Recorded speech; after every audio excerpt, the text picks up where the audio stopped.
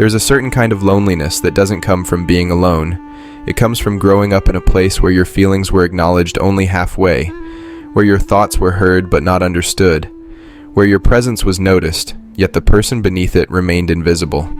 Many people carry this quiet ache into adulthood, this sense that they were never fully witnessed, never fully known. They learn to perform instead of express, to manage instead of feel, to survive instead of unfold.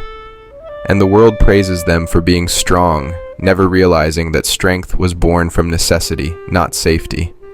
This is the story of that hidden pain, a journey into what happens to a child who grows up unseen, and how that child learns, often much later, that invisibility was never their fault. Before a person ever learns the language of emotions, they learn the feeling of being mismatched with the world around them. It begins quietly, almost imperceptibly.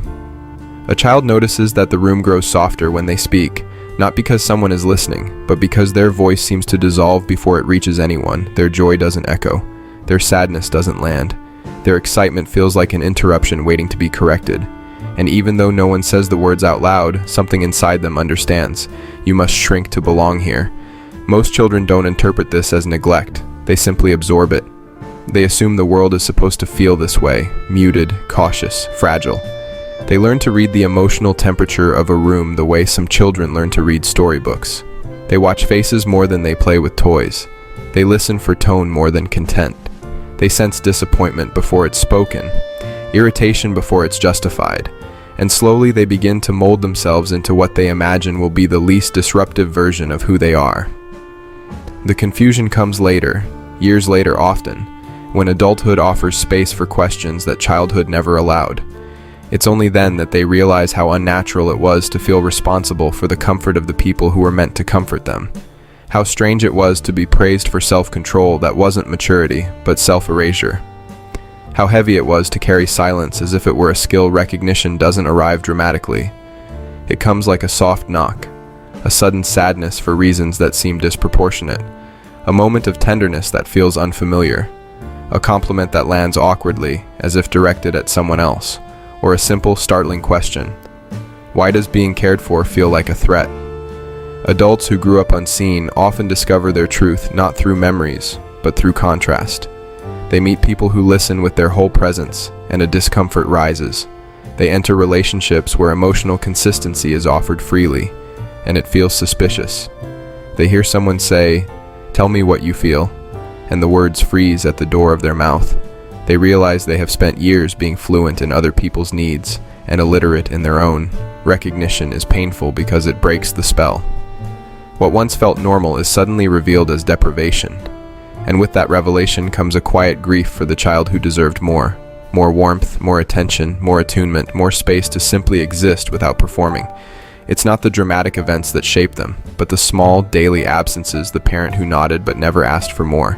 The caregiver who provided structure but not softness, the family that valued achievement but avoided emotion, the environment in which the child was cared for physically, yet unseen emotionally, fed, taught, supervised, but never deeply known. And so, even as adults, they carry an ache that feels both ancient and ongoing. They sense something missing without knowing exactly what it is. They move through life with a strange mixture of competence and disconnection. They can solve problems, soothe others, achieve goals. But when it comes to their own inner world, everything feels blurred. They know how to survive, they don't know how to be. For many, the first real recognition comes from a moment of stillness, a quiet evening, a tender conversation, a sentence in a book, a sudden wave of emotion that breaks through the numbness. Something touches a part of them that never had language before, and suddenly they understand, I wasn't fully seen, and it mattered more than I ever allowed myself to believe. This realization doesn't blame the past. It doesn't accuse. It simply illuminates. It reveals that what hurt most wasn't what happened, but what didn't. The presence that never arrived. The attunement that never formed. The gaze that never lingered long enough to say, "You are here, and I see you." And once this truth emerges, it changes everything. It becomes the first crack in the shell of invisibility, the beginning of a long, gentle journey back to oneself. Invisibility in childhood rarely begins with cruelty. It begins with limitation. Quiet, unintentional, deeply human limitation. A child's emotional world is shaped not by what a caregiver says, but by what they are able to feel, tolerate, and respond to. And many caregivers, without meaning to, pass down their own unfinished stories. Their exhaustion becomes structure. Their helplessness becomes routine. Their emotional absence becomes the air the child breathes, so constant that it goes unnoticed until years later, when the body finally whispers what the mind was too young to understand. Being unseen begins in the spaces where a caregiver cannot meet a child's inner world, not because they don't care, but because they are carrying their own invisible burdens: stress, trauma, depression, cultural expectations, or a childhood where they too were never fully known. Generations learn each other's silences long before they learn each other's voices. Some parents are physically present but emotionally overwhelmed. Some provide stability but not softness. Some love deeply but cannot express that love in ways a child can understand. And some are so busy surviving that they cannot notice a child who is quietly drowning in the space between independence and invisibility. A child does not interpret these limitations accurately. They do not say, "My caregiver is emotionally unavailable due to unresolved trauma or chronic stress." They say, "There must be something wrong with me." In their world, adults are omniscient, so if the child's needs are not met, the explanation must lie within themselves. This is how shame is born, not from neglect alone, but from a child's attempt to make sense of the neglect. They begin to believe that their emotions are too much, that their needs are inconvenient, that expressing themselves burdens the people they depend on, so they adapt in the only way a young mind knows how, by becoming smaller, quieter, easier. This adaptation is not defiance, it's protection. Children will do anything to preserve the connection they rely on, even if it means disappearing parts of themselves to ensure that connection remains intact, and often these adaptations are praised. A quiet child is called mature, an independent child is labeled strong, a self-soothing child is described as easy. No one realizes these traits are not signs of emotional resilience, but signs of emotional loneliness. The origins of being unseen also lie in cultural patterns. In some families, feelings are considered private, unnecessary, or weak. Children are taught to obey, not to express. Achievement is celebrated, vulnerability dismissed. Love is shown through actions, not words, and a child who needs emotional attunement is quietly encouraged to adjust to the family's emotional economy. But even the warmest families can still miss the inner world of a sensitive or introspective child. A child whose emotional depth exceeds the family's vocabulary may learn to simplify themselves to match the environment. They become translators between their inner universe and the outer world, a universe no one ever fully visits. This early mismatch creates a lifelong echo, the sense that one is slightly out of place, slightly misinterpreted, slightly unheld. And yet these origins are not blame, they are context. Understanding where invisibility begins softens the narrative. It reveals that the child was never deficient and the caregiver was rarely malicious. It shows how emotional patterns form not through dramatic events, but through repeated moments where connection could have happened but didn't. Moments where the child waited for emotional contact and learned instead to manage alone. These beginnings plant seeds that grow into adulthood: selective vulnerability, hyper-independence, self-silencing, chronic self-doubt. But beneath every adult behavior lies the same childhood truth: a longing to be met by someone capable of seeing them without flinching, without filtering, without asking them to be less. Invisibility has an origin, but it also has an ending, and recognizing where it began is the first step in loosening its quiet hold. There is a particular kind of wound that forms not from what was done, but from what was missing. Psychology calls it emotional neglect, but the experience feels far more subtle, like trying to assemble a self without a mirror. Without reflection, identity becomes guesswork, worth becomes conditional, and the emotional world becomes a place where you must navigate without a guide. To understand the psychology of invisibility, you first have to understand what it means to be seen. Being seen isn't about receiving attention. It isn't about someone watching you grow, checking your grades, admiring your skills. Being seen is the quiet experience of having your internal world recognized, your emotions noticed, your needs understood, your presence mirrored back with warmth and attunement. In healthy development, a caregiver acts as that mirror. Through expressions, tone, and responsiveness, they teach a child that their feelings make sense. This process, called attunement, lays the foundation for self-worth. When a child cries and a caregiver responds with empathy, the child learns, "My feelings matter, my voice has impact, I am safe in connection. But when a child's emotions land in an empty space, unnoticed, dismissed, minimized, or misunderstood, the brain receives a very different message. My inner world is irrelevant. I should handle things alone. Connection isn't where comfort lives. The psychology of invisibility takes root through silence, not violence. Attachment theory explains part of this. A child who isn't emotionally met may develop an avoidant attachment style, learning to suppress their own needs because expressing them led nowhere. Others develop anxious attachment, becoming hyper-aware of others' reactions, constantly seeking the validation that never came consistently, and some hover in between, shifting identities depending on who they're with, trying to predict what version of themselves will be safe. But attachment is only the beginning. Mirror neurons, tiny circuits designed to reflect emotion, remain understimulated in neglected children. When a caregiver doesn't mirror facial expressions, emotional tone, or internal states, these neural pathways grow weaker. This makes emotional understanding more difficult later, not because the person lacks empathy, but because no one helped them shape it. Then there's the self. Psychologists often say the self develops in the space between two people. A child learns who they are by watching someone respond to them. Without this response, identity becomes fragmented. The unseen child grows into an adult who second-guesses their feelings, who needs external reassurance to know if their reactions are valid, who struggles to differentiate between what I feel and what others expect me to feel, who becomes hyper-skilled at reading others but struggles to read themselves. Invisibility shapes the nervous system too.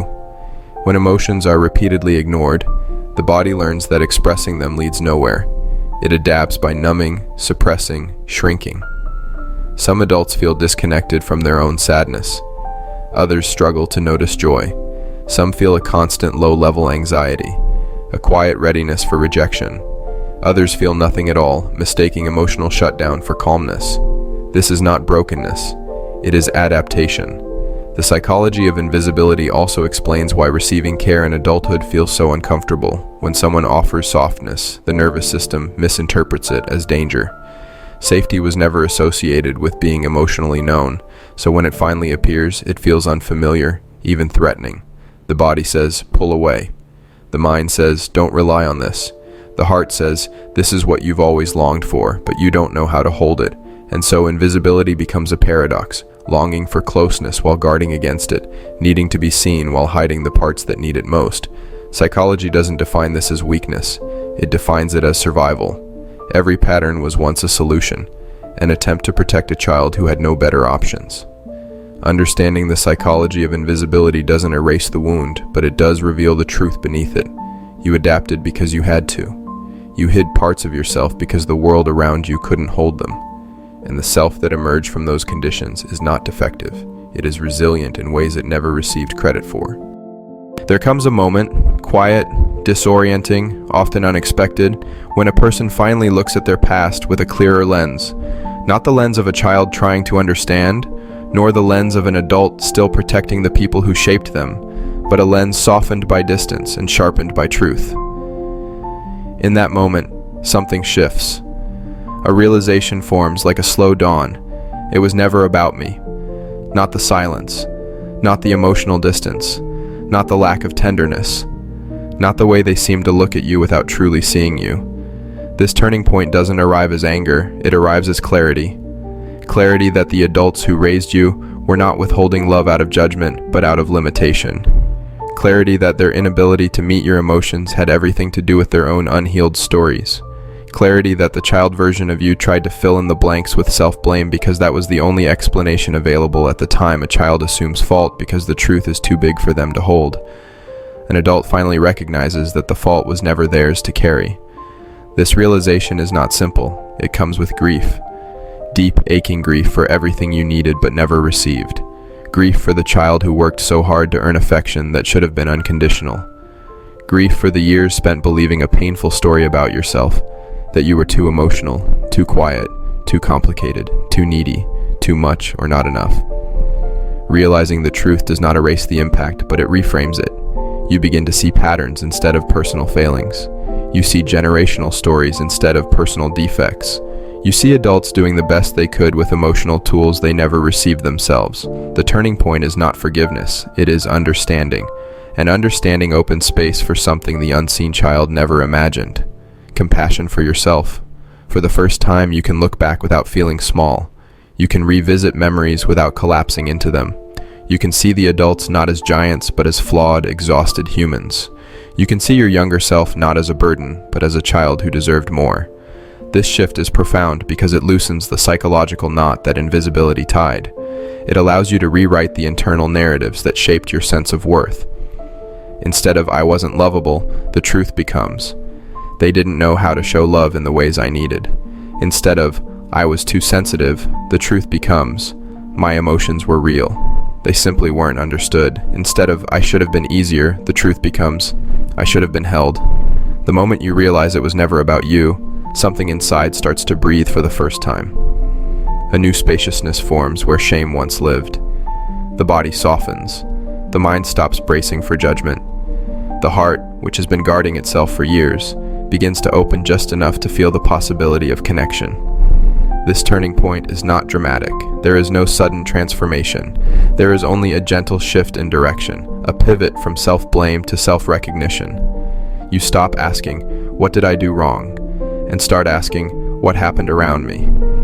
That question changes everything because it moves your story from personal deficiency to contextual truth.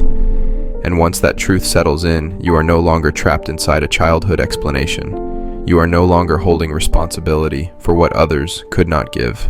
You understand at last that your invisibility was not a reflection of your worth, but a reflection of their capacity. This understanding becomes a quiet liberation, a door that opens, not to erase the past, but to walk out of the version of yourself that was shaped by it. The turning point is not about blaming anyone. It is about freeing the child within you from the weight of a misunderstanding that lasted far too long. And in that freedom, something tender begins to emerge. The possibility of seeing yourself with the clarity, compassion, and presence you always deserved. Healing from invisibility is not a single moment of revelation. It is a gradual learning, a gentle unlearning, and a slow turning toward yourself after years of turning away. Integration begins quietly, not with dramatic transformation, but with small, almost imperceptible shifts. You start noticing your own feelings instead of brushing them aside. You become aware of the places where you tighten, the moments where you go silent, the instincts that tell you to shrink, even when no danger is present. For the first time, you don't criticize these reactions, you observe them. This is the beginning of being seen by yourself. Children who grew up unseen learn to disconnect from their inner world because no one ever met them there. Integration is the process of returning to that place slowly, gently, without demand. Instead of forcing openness, you create conditions where openness feels possible. Instead of pushing yourself into vulnerability, you sit beside the part of you that fears it. In this stage, healing looks like curiosity. Why does receiving kindness feel overwhelming? Why does asking for help feel dangerous? Why does emotional closeness make the body tense as if preparing for loss? These are not questions asked with judgment. They are questions asked with tenderness, as if speaking to a child who has lived too long in the dark. Integration is also about learning to tolerate being seen in small ways. Not unveiling everything at once, but allowing one truth, one feeling, one softer part of you to be witnessed. You practice speaking feelings that once stayed trapped in your throat. You allow someone to notice your tiredness, your excitement, your disappointment, your joy, not because you trust immediately, but because you are learning to let trust grow. For many, the first step is internal. They begin to see themselves more clearly before inviting others to do the same. They notice their own preferences, their needs, their rhythms. They become less afraid of wanting things: comfort, closeness, understanding, rest. Wants that were once hidden now show themselves without shame. And then there is the body. Integration also lives in the nervous system. Slow breathing replaces old patterns of bracing. Moments of stillness no longer feel like threats. The heart begins to soften its guard. The body learns, slowly, that being seen does not predict harm. It learns that softness is not the same as danger. In integration, relationships play a quiet but powerful role. Not dramatic, overwhelming relationships, but gentle ones. People who move at your pace. People who do not rush your openings. People who hear your silences as clearly as your words. These relationships provide the emotional calibration that was missing in childhood. They teach you that connection can be steady, patient, and safe. but the deepest work happens within. You learn to sit with the parts of you that once felt unlovable. You give language to the emotions you once hid. You begin to hold yourself in ways you once wished someone else would. Integration is not the erasure of old patterns. It is the coexistence of old instincts with new possibilities. You might still feel the urge to withdraw, but now you understand where it comes from. You might still fear vulnerability, but now you recognize that fear as a memory, not a truth. You might still hesitate to be known, but now you have the capacity to question that hesitation instead of obeying it. Bit by bit, you build a new internal landscape, one where your feelings have space, where your needs have legitimacy, where your voice has weight. You grow into someone who no longer treats their inner self as an inconvenience, but as a living part of them deserving of care. And perhaps the most profound shift is this. You begin to see yourself not through the eyes of those who missed you, but through the eyes of the person you are becoming. A person capable of recognizing their own worth, a person who no longer hides from their own depth, a person who understands that being seen is not a performance, but a presence. Integration is the quiet reclamation of your visibility, a slow return to the self the world once overlooked, a soft, steady opening to a life where you no longer disappear inside your own story. The self that steps into the light doesn't shout. It doesn't demand to be understood. It doesn't perform or pretend or try to impress. It simply stands, fully present, fully honest, fully alive. You begin to notice things. Your voice sounds different when you don't edit it. Your presence feels different when you don't apologize for it.